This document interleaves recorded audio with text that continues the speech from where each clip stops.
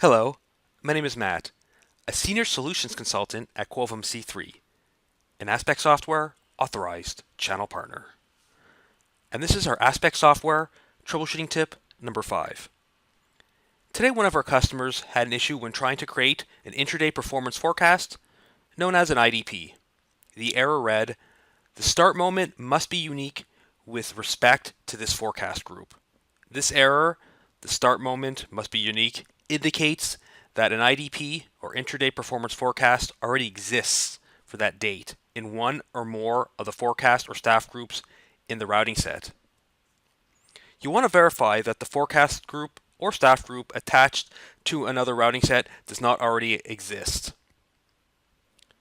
To do so, go under the Configuration tab, Forecasting and Routing Sets. Select a routing set, Edit,